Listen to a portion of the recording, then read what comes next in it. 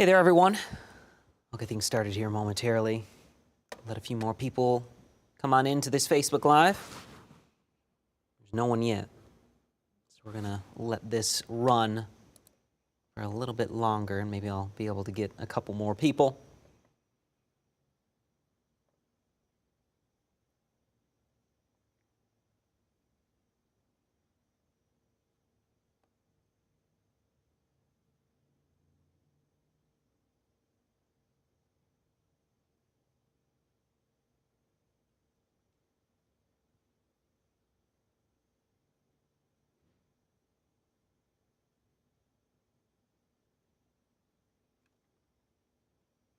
We'll get started here momentarily. For those of you just joining on in, I am going to talk about something very interesting that is going to happen in the early morning sky tomorrow morning. So right around 5:30, 6 o'clock Friday morning, we will have somewhat of a cool look to the sky. It's not going to be anything earth-shattering, groundbreaking, but it is going to be this. So it's the celestial smiley face. And that's going to be two planets that align with the moon, which is a crescent moon tonight. So that's the smile part of the smiley face. And then you've got Venus and Saturn as the eyes. Now, this is going to happen about an hour to 30 minutes before sunrise. So right around 6 a.m. is when you'll want to go out there and try and look at this. It'll be low on the horizon, so you'll need not a ton of trees around that could block your view. You'll also want to look off to the east for those two eyes and the mouth that will make it look like a smiley face happening in the sky. You're going to have to tilt your head 90 degrees because this is how it'll look if you're just looking at it point blank. It'll be spun around about 90 degrees, but overall, it is a cool look. There might be a lot of cloud cover that could potentially obscure this, but overall, we do have a pretty interesting sight that'll happen early morning tomorrow. We also had our warmest day since September 21st, 2024. Summer has returned, with those temperatures getting into the 80s for a few of us. High temperature officially in Flint was 82 degrees. Now we're seeing the cooler air taking over.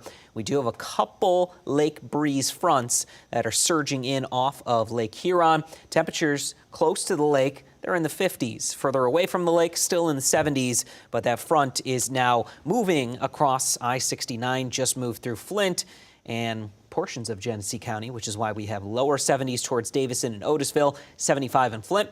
Over to the west, still 78 in Duran, 77 in Linden. Then we jump into the thumb, 60s, 50s, even Deckerville at 44 degrees. Lexington, not likely 30. That, I think, is just a bit of an obscure number. But 40s, not out of the question right along the lakeshore because of those water temperatures that are also in the 40s. We go from 40 in Harbor Beach to 64 in Owendale, 62 in Caseville. Also here into our central communities, 78 in Middleton.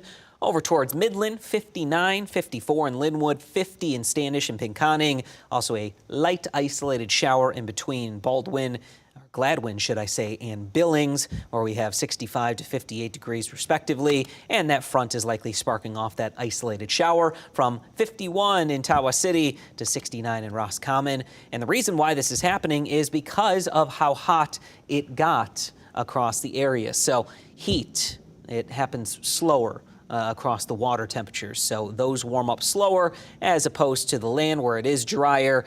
You will see those temperatures getting into the 70s and 80s like we did today under that drier atmosphere, where the water temperatures, the lake temperatures, still in the 40s and 50s. What that leads to is low pressure over land, which allows for the air to rise and also form those clouds that we saw occasionally. Now that air will potentially go back towards the lakeshore once it cools enough. You get that low pressure, high pressure combination because we have higher pressure over the water because of the cooler, more dense air. That air is sinking over the water as opposed to rising over the land, and that creates that pressure difference, that wind that we see typically going from high pressure to low pressure. So that allows for those winds to come off of Lake Huron and cool things down. It brings that cooler water, cooler lake air over the rest of the region over a several-hour time period. We are seeing those cold fronts coming off of Lake Huron right now across the northern spots and also through the thumb.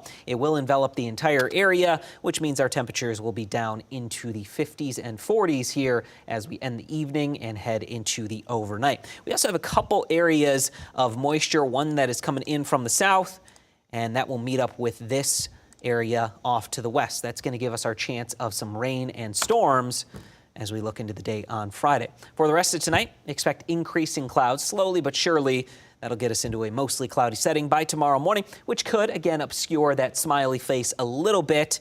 Temperatures will be down into the low 50s across I-69 with 40s everywhere else. High temperatures tomorrow. If you live in the thumb and across I-69, you'll see those high temperatures in the low to mid 70s. The rest of the area will be in the mid to upper 60s with cloudy skies increasing. And we also do have a couple rain showers, thunderstorms that'll happen in the afternoon and evening, which I'll show you here momentarily. We're going to stop this right around 7 a.m. This is when the sun will be officially risen.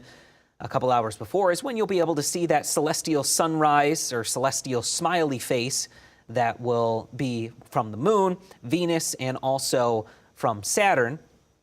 We are going to see enough cloud cover that in spots it could block that. So just know if you're waking up about 5:30, take a look at the sky, take a look off to the east. If there's a lot of cloud cover, you probably won't be able to see that smiley face and also those two planets to go along with the crescent moon.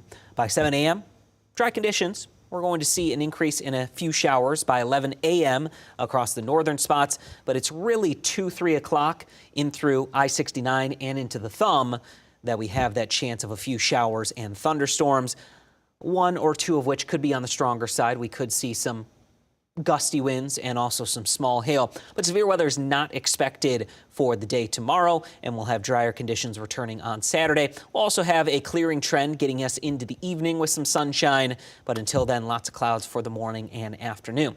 We do not have a severe weather risk on our Friday, just a strong storm possible with wind and hail being the main threats, but they will likely stay below severe limits, which is 58 miles per hour or hail up to quarter size. So we'll have hail smaller than that, not likely to do damage, and also wind gusts lower than that, also not likely to do damage.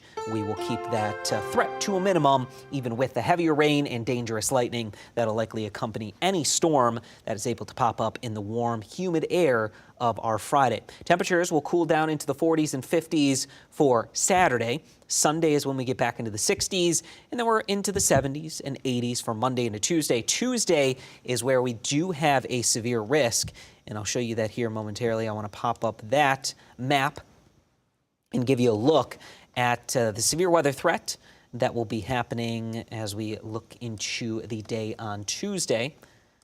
So you can see that highlighted right here on Tuesday. Severe weather outlook, it does pretty much highlight right around I-69. That's where the highest heat, highest humidity, and the best timing of the cold front will be sweeping on in.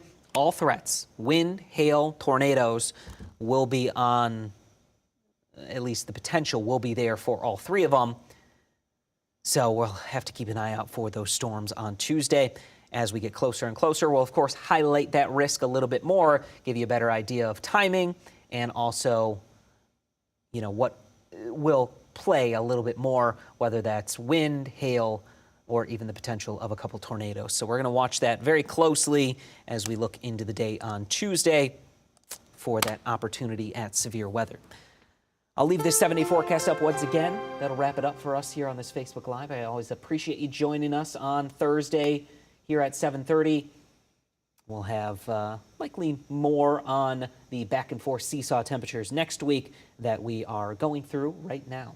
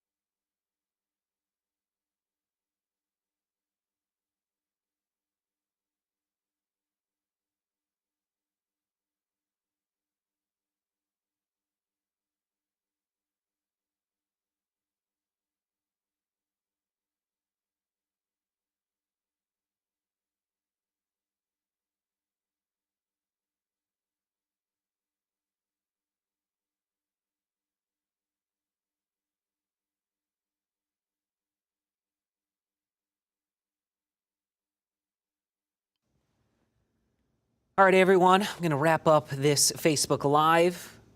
If you are a Pistons fan, I hope that they're able to take Game 3 against the Knicks. I don't know what the score is right now, but they have been playing very well against the Knicks, so fingers crossed they can continue it tonight at LCA. If you're a Lions fan, which I know all of us are, hopefully they get somebody good here in the first round. Maybe they'll trade up, trade down, trade out of the first round. We will see, but who we do have at LCA is Alex Eisman, so he'll have a complete recap of not only the Pistons, but also the Lions at 10 and 11, and of course, we'll show you the rest of this forecast at 10 and 11 as well. Have a great night, everyone.